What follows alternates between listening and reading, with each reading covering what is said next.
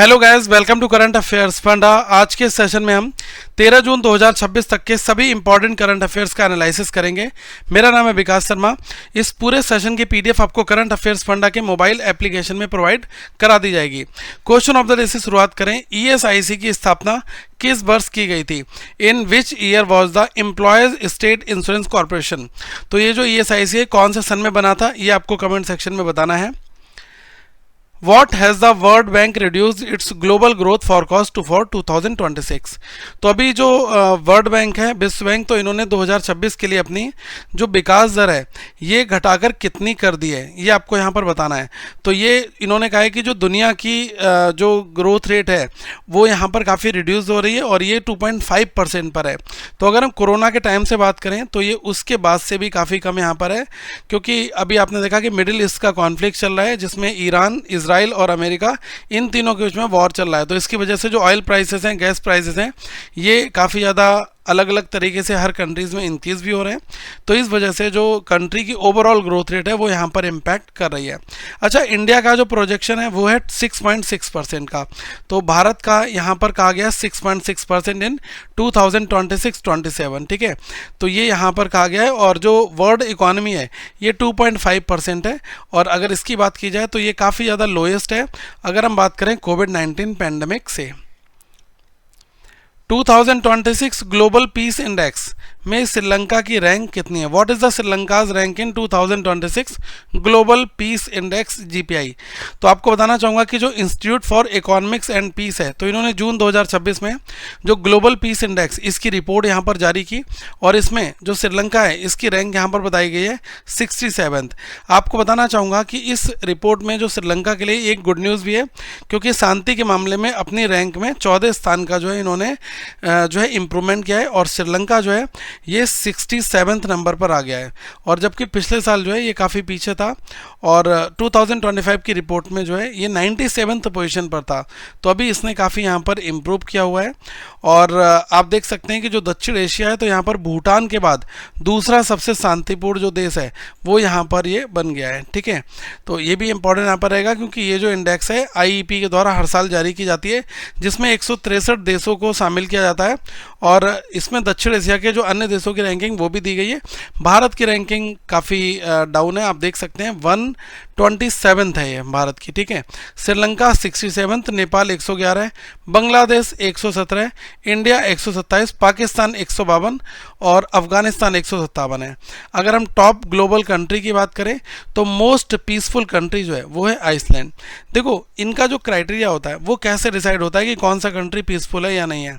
आप देख सकते हैं कि उसमें आपसी जो सद्भाव है वो ज़्यादा अच्छे से बना रहे, किसी तरीके का कोई कंट्री वॉर में जो है शामिल ना रहे और राइट्स हो गए और जो वहाँ पर चीज़ें हो रही हैं वो बिल्कुल भी ना रहे, मतलब पीसफुल जो इन्वायरमेंट है वो वहाँ पर है। तो ये केवल आइसलैंड है और भारत की जो रैंक है वो है 152nd यहाँ पर, ठीक है।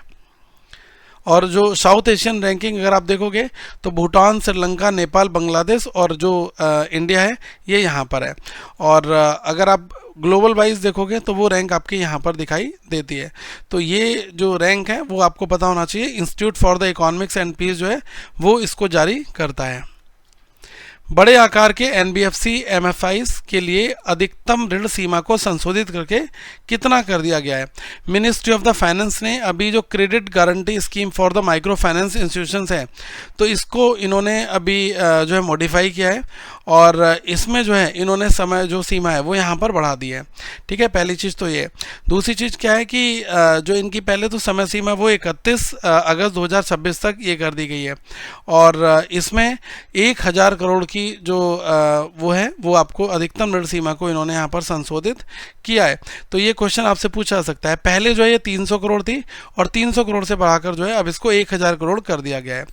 और दूसरी चीज़ क्या है कि आप देखते हैं कि इस स्कीम से रिलेटेड क्वेश्चन आपसे पूछा जा सकता है कि ये जो NCGTC क्या है, ठीक है। तो ये आप लोग नोट कर लीजिएगा कि जो credit guarantee support through the national credit guarantee trustee company, तो इस स्कीम के द्वारा ये प्रोवाइड किया जाता है to encourage the bank and financial institutions to lend more to NBFCs. ठीक है, ज़्यादा से ज़्यादा इनको जो है लैंडिंग किया जाए। ओके, और इस स्कीम की बात की जाए तो अभी 31 अगस्त 2026 तक जो है ऐसा कहा जा रहा है या फिर 20,000 करोड़ वर्थ की गारंटी जो है वो यहाँ पर इशूड होगी, जो भी जल्दी इसमें हो जाता है। ठीक है, या तो डेट ये हो जाए या तो ये अमाउंट हो जाए। ठीक है, तो इसमें से कुछ भी हो जाता है। तो credit guarantee scheme for the micro finance institutions है, इसको इन्होंने एक्सटेंड करके कर दिया कि एक्सटेंड हम कर रहे हैं 31 अगस्त 2026 तक, या फिर जो 20,000 करोड़ की वर्थ की गारंटी अगर इशूड हो जाएगी, दोनों में से जो भी पहले हो जाएगा उस तक ही इसकी समय सीमा यहाँ पर इन्होंने रखी है। ठीक है, तो ये भी जो फाइनेंस मिनिस्ट्री उनके द्वारा इसको यहाँ पर जारी किया गया है। और अभी अगर बात की जाए अनाउंसमेंट के तौर पर 770 करोड़ के जो वर्थ के लोन हैं वो अभी तक सैंक्शन कर दिए गए इस स्कीम के अंतर्गत में। तो ये आंकड़े भी काफ़ी इंपॉर्टेंट यहाँ पर रहेंगे। मई 2026 के लिए भारत की जो सीपीआई बेस्ड रिटेल इन्फ्लेशन है वो कितनी यहाँ पर दर्ज की गई है। आपको बताना चाहूँगा कि जो अभी हमारे यहाँ का डेटा आया है जिसमें ये बताया गया है कि जो रिटेल इन्फ्लेशन है वो आपकी जो है अभी 3.93 जो है वो दर्ज की गई है। अगर आप अप्रैल में देखोगे तो 3.48% से इसको इंक्रीज़ करके जो है 3.93% यहाँ पर कर दिया गया है। ठीक है, तो ये इंपॉर्टेंट रहेगा। और इसमें जो बेस ईयर है वो 2024 को यहाँ पर इस्तेमाल किया जा रहा है। तो लिखा है ना कि inflation figure for the year to calculated as on the base year 2024। ठीक है, तो इसको यहाँ पर ये कैलकुलेट कर रहे हैं। तो मई 2026 में जो भारत की महंगाई है उसमें थोड़ी बढ़ोतरी भी देखी गई है, जिसका मेन कारण क्या है, खाने पीने की चीज़ों में तेज़ी होना, विशेष रूप से जो चांदी के गहने हैं। और आपने देखा है कि अलग अलग जो वेजिटेबल्स हैं वो भी काफ़ी ऊपर जाते हैं। और इसी रिपोर्ट में कहा गया है कि गाँव में महंगाई जो है वो शहरों के मुकाबले थोड़ी ज़्यादा रहती है, क्योंकि ये जो डेटा है वो इकट्ठा करने के लिए देश भर के हज़ारों जो बाज़ार हैं और गांव हैं इनकी जानकारी यहाँ पर ली जाती है। ठीक है, तो आप लोग देखते हैं कि वहाँ पर क्या होता है कि ऑन एमआरपी पर चीज़ें मिलती हैं, और भी बहुत सारी चीज़ें कि लोग शहर से चीज़ें लेकर आते हैं तो गांव में थोड़ी सी महंगी भी बेचते हैं। इस वजह से लोग जो है अफोर्डेबिलिटी जो है वो वहाँ पर थोड़ा सा एक फैक्टर यहाँ पर साबित रहता है। तो जो मई 2026 की जो सीपीआई है वो है 3.93% और अप्रैल में 3.48 थी। तो ये जो आंकड़े हैं वो आप याद कर लीजिएगा। और जो रूरल अर्बन डिवाइड में रूरल इन्फ्लेशन है वो है 4.25% जो रूरल इन्फ्लेशन है। और अगर अर्बन इन्फ्लेशन देखोगे तो वो 3.53% का यहाँ पर है जो शहरी महंगाई है। ओके, आईआईटी मद्रास द्वारा हाल ही में जारी किए गए 3D human brain stem Atlas का नाम क्या है। तो अभी जो आईआईटी मद्रास है इन्होंने एक एंकर नाम का एक बहुत ही खास 3D एटलस जो है वो यहाँ पर जारी किया है। और इस की अगर बात की जाए एंकर, तो इसकी फुल फॉर्म जो है वो आपको पता होना चाहिए। ये क्या रखी गई है, तो ये है atlas of neurochemical characterisation of the human brain stem with 3D reconstruction. तो ये रखा गया है यहाँ पर। ठीक है, तो ये आप ध्यान से देख लीजिएगा, क्योंकि ये जो है इंसान के जो दिमाग के निचले हिस्से जिसे ब्रेन स्टेम कहते हैं ना, तो उसका जो है दुनिया का सबसे बारीक 3D नक्शा जो है वो यहाँ पर आया हुआ है। तो इसे आईआईटी मद्रास के जो सुधा गोपाल कृष्णन है वो ब्रेन सेंटर में के जो वैज्ञानिक है उन्होंने यहाँ पर इसको जो है तैयार किया है। तो यह है Sudha Gopalakrishnan brain centre IIT Madras के, तो उनके साइंटिस्ट ने इसको प्रिपेयर किया। तो ये क्वेश्चन आपसे एग्जाम में पूछा जा सकता है। ठीक है, अब होगा क्या कि फ्यूचर में जो ब्रेन है इसकी अलग अलग गंभीर जो बीमारियां इनके इलाज के लिए मेडिकल रिसर्च में जो है काफ़ी ज़्यादा मददगार साबित होगा। कौन सी संस्था ECLGS 5.0 का प्रबंधन करती है। आपसे कहा गया कि which entity manages the ECLGS 5.0 स्कीम। तो सरकार की जो emergency credit line guarantee scheme है जिसको हम ECLGS बोलते हैं, तो इसने 1 लाख से ज़्यादा लोन की जो है वो यहाँ पर मंजूरी दी है। और आपको बताना चाहूँगा कि जो national credit guarantee trustee company limited है उसका ये जो है प्रबंधन करती है। ठीक है, तो आपसे क्वेश्चन इस फॉर्मेट में पूछा जा सकता है। ठीक है, तो जो ECLGS 5.0 इस स्कीम का फायदा ज़्यादातर जो है MSMEs हैं, जो छोटे व्यवसाय हैं और जो एयरलाइन सेक्टर इनको मिल रहा है। तो ऐसा कहा जा रहा है कि सरकार जो है इस योजना के जरिए लगभग 2.55 लाख करोड़ रुपए का कर्ज जो है वो यहाँ पर देने का लक्ष्य यहाँ पर रखा है। तो जो क्रेडिट फ्लो है वो है 2.55 लाख करोड़ का अंडर दिस स्कीम। ठीक है, तो ये आपके लिए इंपॉर्टेंट यहाँ पर रहेगा।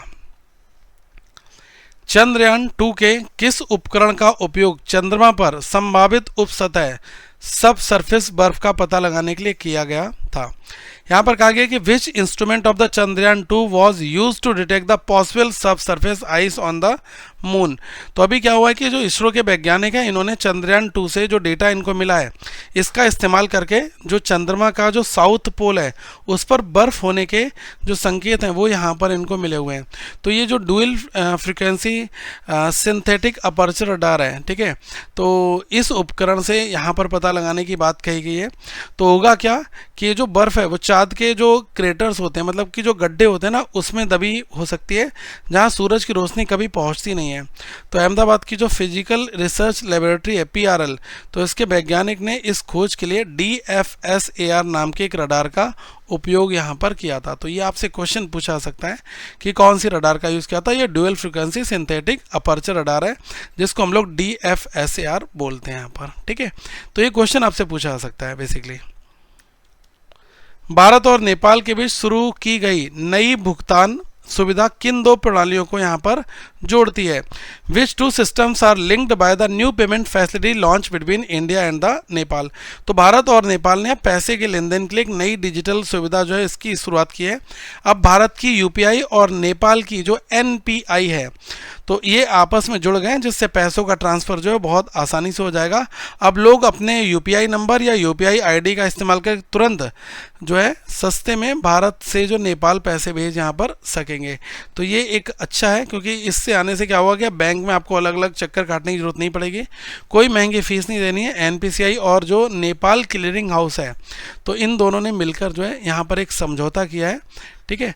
तो इनके साथ जो है ये समझौता जब हुआ है तो अब इसमें क्या होगा कि उन लोगों के लिए जो है ये फ़ायदा इससे पहुंचेगा जो काम के सिलसिले में या घूमने के लिए भारत और नेपाल आते जाते रहते हैं, और डिजिटलाइजेशन में दोनों देशों के रिश्ते को जो है ये मजबूत भी करेगा और पैसे को सुरक्षित तरीके से भेजने के लिए जो है अब इनका जो है हुआ है UPI और जो नेशनल पेमेंट NPI, इनके साथ नेपाल का चलता है नेशनल पेमेंट इंटरफेस और भारत में चलता है यूनिफाइड पेमेंट इंटरफेस। तो इन दोनों के बीच में समझौता यहाँ पर हुआ है, ठीक है।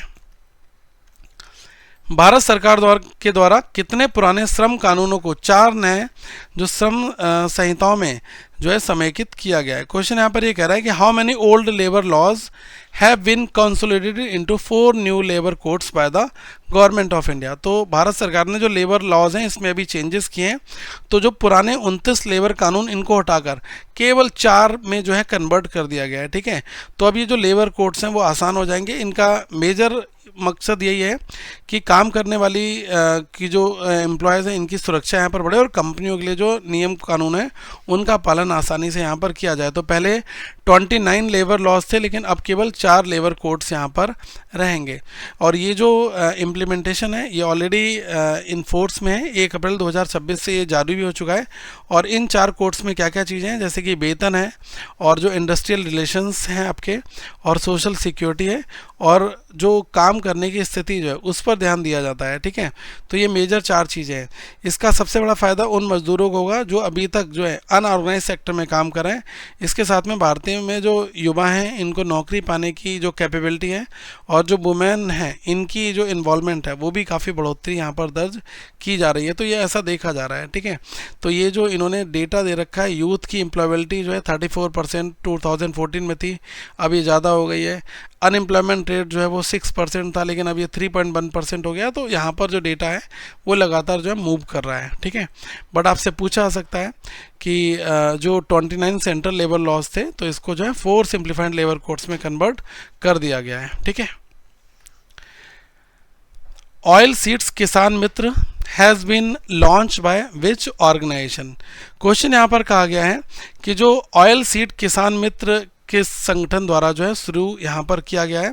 तो आपको बताना चाहूँगा कि जो भारत कृषि अनुसंधान परिषद है इन्होंने जो ICAR है तो इन्होंने इसकी शुरुआत की है, और जो ऑयल सीड उगाने वाले जो किसान हैं इनके लिए जो है एक सर्विस इन्होंने शुरू की है, इसका नाम है ऑयल सीड्स किसान मित्र। अब इसमें क्या होगा कि 24/7 चलने वाला एक AI आधारित जो है व्हाट्सअप सजेशन जो सर्विस है वो यहाँ पर है। तो आपसे पूछा जा सकता है कि जो ICAR ने बेसिकली अभी किसके लिए जो है 24/7 24/7 AI powered WhatsApp advisory service की है। तो ये ऑयल सीड किसान मित्र के लिए, ठीक है, ये इन्होंने लॉन्च यहाँ पर करा जो ऑयल सीड फार्मर्स हैं इनके लिए। अब यहाँ पर व्हाट्सएप पर 24/7 AI की मदद से इनकी हेल्प जो है वो यहाँ पर कर पाएंगे।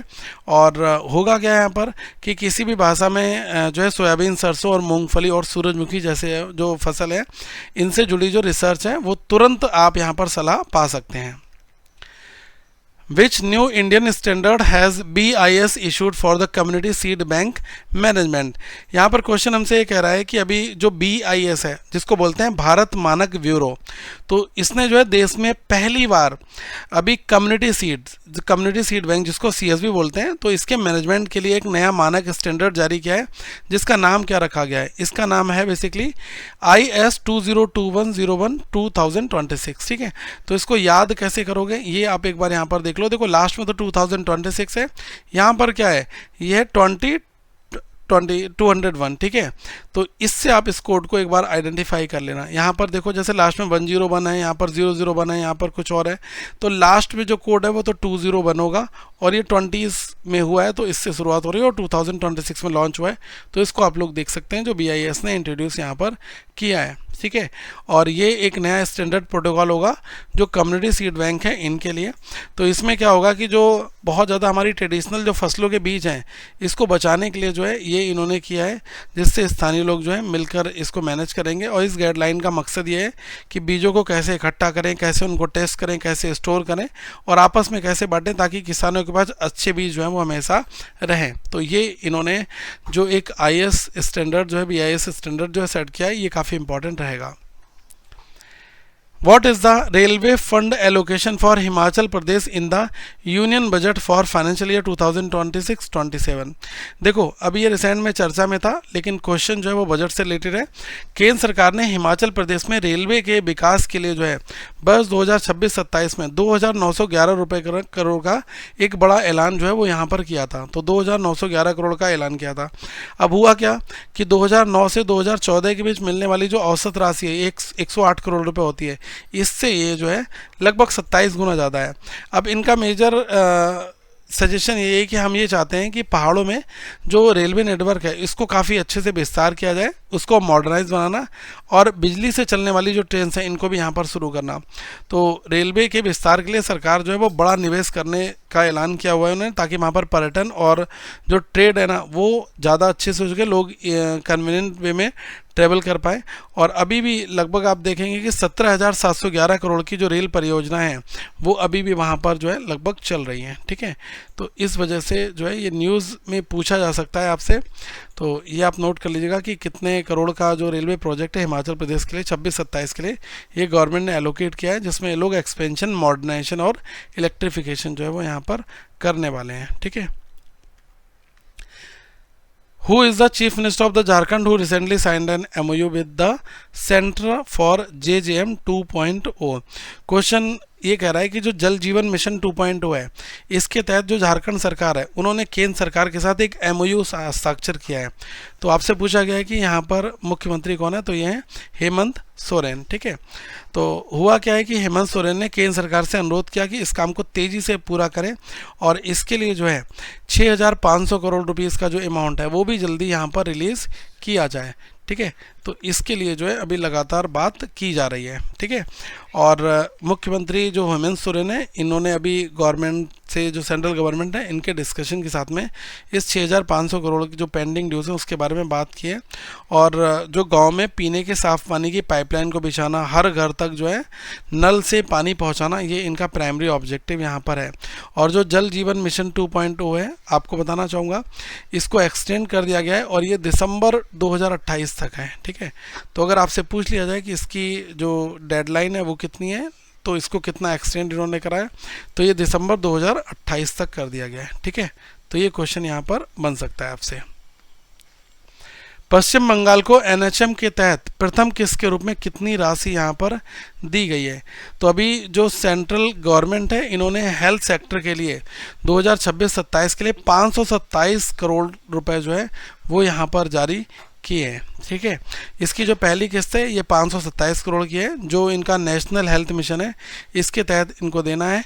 और टोटल जो है इसके लिए जो फाइनेंशियल आउटले रखा गया है वो रखा गया 3505 करोड़ रुपए जो इनको मिलेंगे टोटल, ठीक है।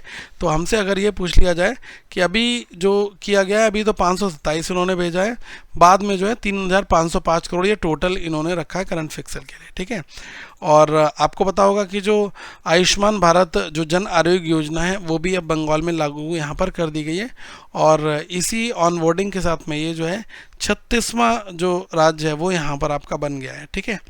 तो इसमें जो है आप देख सकते हैं 1.43 करोड़ परिवार जो है इनको मुख्य जो मुफ्त में स्वास्थ्य जो बीमा है इसका लाभ यहाँ पर मिलेगा। इसके लिए सरकार जो है टीबी जड़ से ख़त्म करने के लिए टीबी मुक्त भारत अभियान ये भी चला रही है। तो 14 साल की जो गर्ल्स हैं इनके लिए HPV वैक्सीनेशन और जो आयुष्मान आरोग्य मंदिर हैं इनको मजबूत बनाने पर जो है ध्यान यहाँ पर दिया जा रहा है। तो ये वैक्सीनेशन भी हो रहा है और टीबी मुक्त भारत अभियान जो है इसके लिए भी एक्सीलरेट ये गवर्नमेंट कर रही है। Which company has announced plans to set up a satellite manufacturing unit in India? Bharat में सैटेलाइट निर्माण इकाई स्थापित करने की योजना किस कंपनी ने घोषित की है? तो फिनलैंड की एक बहुत ही फेमस कंपनी जिसका नाम है ICEYE। तो अब ये भारत में अपना पहला सैटेलाइट बनाने का जो मैन्युफैक्चरिंग फैसिलिटी है इसको ये बना रही है। और ये कंपनी क्या करेगी, छोटे सिंथेटिक अपर्चर रडार जो है ना इन सैटेलाइट्स को बनाएगी जिसका इस्तेमाल सेना या फिर सर्विलेंस या फिर जो इकोलॉजी एंड जो इन्वायरमेंट है इसके ऊपर जो है नज़र रखने के लिए किया जाएगा। अब ये जो पूरा प्लांट है वो एशिया पैसिफिक के लिए एक मुख्य हब भी बनेगा। तो मेक इन इंडिया मिशन के लिए एक बहुत बड़ा कदम है, क्योंकि जो ICEYE जो है वो अगले साल भारत में अपना प्लांट जो है वो शुरू कर देगी और पहले साल में ही 10 सैटेलाइट बनाने की जो योजना है वो यहाँ पर आगे चलकर कंपनी जो है हर साल 20 से 40 सैटेलाइट भी यहाँ पर बनाएगी, ठीक है। तो ये आंकड़े बहुत इंपॉर्टेंट हैं यहाँ पर। 2026 के लिए विश्व बाल श्रम निषेध दिवस का जो विषय था इसकी थीम बेसिकली क्या है, तो पूछा गया what is the theme for the world day against child labour for 2026। तो ये है red card to child labour, fair play for children, decent work for adult. तो ये जो थीम रखी गई है जून 12 को ये दिवस जो है वो सेलिब्रेट किया जाता है। और world day against child labour ये आपसे पूछा जा सकता है कब मनाया जाता है, इसकी थीम क्या रखी गई है। और दूसरा है इंटरनेशनल एल्बिनिज्म अवेयरनेस डे जो 13 जून को होता है। यूनाइटेड नेशंस के द्वारा जो है इसको 2014 से शुरू किया गया था और इस बार 2026 में जो थीम है वो है प्राउडली इन माई स्किन, ठीक है। इस दिवस की ये जो थीम यहाँ पर रखी गई है, ठीक है। रिसेंटली 68 इलेक्ट्रिसिटी डिस्ट्रीब्यूशन कंपनीज जिसको डिस्कॉम बोलते हैं were integrated with which digital platform to provide the paperless access to electricity bills. तो आपसे यहाँ पर कहा गया कि हाल ही में जो बिजली बिलों का कागज रहित जो पहुँच है इसके लिए 68 जो विद्युत वितरण कंपनियों को किस डिजिटल प्लेटफॉर्म के साथ जो है एकीकृत यहाँ पर किया गया है, तो ये किया गया है डिजी लॉकर के साथ में। तो जो इलेक्ट्रॉनिक्स और जो सूचना प्रौद्योगिकी मंत्रालय जिसको MEITY बोलते हैं, तो इन्होंने 68 जो डिस्कॉम्स हैं इनको डिजिटल लॉकर के साथ में जो है वो यहाँ पर जोड़ दिया है। अब होगा क्या कि देश के 35 राज्यों और केंद्र शासित प्रदेश में रहने वाले जो भी लोग हैं वो अपने मोबाइल पर ही बिजली का बिल आसानी से देख सकेंगे और इसको डाउनलोड कर सकेंगे और पे करने का ऑप्शन जो है वो यहाँ पर रहेगा। तो डिजिटल इंडिया कार्यक्रम का जो है ये एक बड़ा हिस्सा यहाँ पर है। Which Indian body is operationalizing the labor mobility initiative to the Mauritius? Question यहाँ पर कह रहा है कि जो हमारे यहाँ के केंद्रीय मंत्री हैं जयंत चौधरी जी, इन्होंने भारत मॉरिशस जो लेबर मोबिलिटी फ्रेमवर्क है इसके तहत जो है 14 जो भारत कुशल कामगारों को मॉरिशस के लिए जो है यहाँ पर भेजा हुआ है। और ये जो इनका MOU हुआ है वो 2030 में एक समझौता हुआ था, उसके तहत ये किया जा रहा है ताकि भारतीय वर्कर्स को विदेश में अच्छे रोजगार मिल सकेंगे। और इस पहल को जो नेशनल स्किल डेवलपमेंट कॉरपोरेशन है इसके अंतर्गत जो है संचालित किया जा रहा है, ठीक है। तो ये आपसे पूछा जा सकता है। और अभी 14 जो इंडियन स्किल्ड वर्कर्स हैं वो मॉरिशस जा रहे हैं और ये इनका एक MOU हुआ था और MOU के बाद में जो ये फैसिलिटेटेड बाय है national skill development corporation NSDC के द्वारा, ठीक है। तो ये क्वेश्चन आपसे यहाँ पर पूछा जा सकता है और इनको जो है एनुअल बेसिस पर 4 से 4.5 लाख रुपए की कमाई के साथ रहने और आने जाने और मेडिकल जैसी जो सुविधाएं हैं वो भी यहाँ पर मिलेंगी। और ये जो इनिशिएटिव है पूरे भारत के लिए, जिसमें उत्तर प्रदेश, अभी बिहार, हिमाचल प्रदेश और मणिपुर, राजस्थान, हरियाणा, पंजाब के जो बहुत ही एक्सपर्ट जो कुशल कामगार हैं, तो इनको जो है आगे यहाँ पर भेजा जा रहा है। ठीक है, तो जो रिप्रेजेंटिंग स्टेट्स हैं इसमें यूपी शामिल है, बिहार है और हिमाचल प्रदेश है और मणिपुर, राजस्थान, हरियाणा एंड पंजाब है। ठीक है, CSIR CRRI ने किस राज्य के PWD के साथ मिलकर जो शहरी सड़कों पर पेविंग और ग्रीनिंग के लिए एक अभी यहाँ पर कॉन्ट्रैक्ट साइन किया हुआ है? तो आपको बताना चाहूँगा कि जो CSIR CRRI है जो है, तो इसने जो PWD डिपार्टमेंट है यूपी का, तो इसके साथ school of planning and architecture के साथ अभी एक समझौता हुआ है। तो इनका मेन ऑब्जेक्टिव यही कि NCR जो इलाके हैं इसमें सड़कों को और भी ज़्यादा पक्का करना और उनके किनारों पर हरियाली को और ज़्यादा इंक्रीज़ करना। तो ये जो सेंट्रल रोड रिसर्च इंस्टीट्यूट है CSIR CRRI, तो इन्होंने एक MOU साइन किया है जो PWD डिपार्टमेंट है उत्तर प्रदेश का और school of planning and architecture SPA Delhi में ये बेसिकली किया गया है। तो इसमें क्या होगा कि जो NCR रीजन में है, रोड्स पर दोनों साइड में जो डस्ट पोल्यूशन कम हो, इसके लिए लोग अर्बन इंफ्रास्ट्रक्चर को मजबूत कर रहे हैं। रोड के दोनों साइड जो है प्लांटेशन ड्राइव जो है वो यहाँ पर करेंगे। ठीक है, What is the name of the advanced technology introduced by the MORTH for the maintenance and safety of the national highways in India? तो जो सड़क परिवहन और राजमार्ग मंत्रालय होता है, तो इसने जो है नेशनल हाईवे की निगरानी के लिए खास नेटवर्क सर्वे वाहन, जिसको बोलते हैं NSV, तो नेटवर्क सर्वे व्हीकल जो है इनको तैनात किया है। अब इन गाड़ियों में AI और 3D लेजर तकनीकी होगी, जो सड़क पर आने वाली किसी भी तरीके की कोई प्रॉब्लम होगी तो उसको खुद ब खुद ये पकड़ लेगी।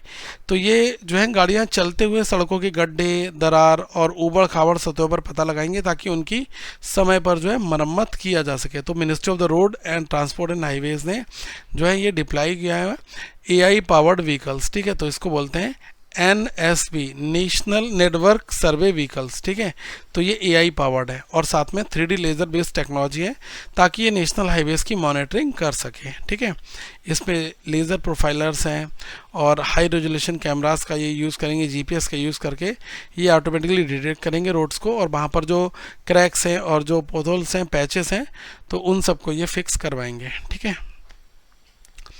ये 5 क्वेश्चन थे जो मैंने आपके लिए आज रखे हुए हैं। लास्ट 5 क्वेश्चंस के आंसर काफ़ी लोगों ने सही दिए, वेरी गुड। और आगे आप लोग और ट्राई करिएगा और इस सेशन की जो पूरी PDF है वो करंट अफेयर्स फंडा के एप्लीकेशन में मिल जाएगी। Thank you very much guys, have a good day to all of you once again. और कोर्स से रिलेटेड कोई भी जानकारी अगर आपको चाहिए तो आप हमें व्हाट्सएप कर सकते हैं 8448169188 पर। Thank you guys.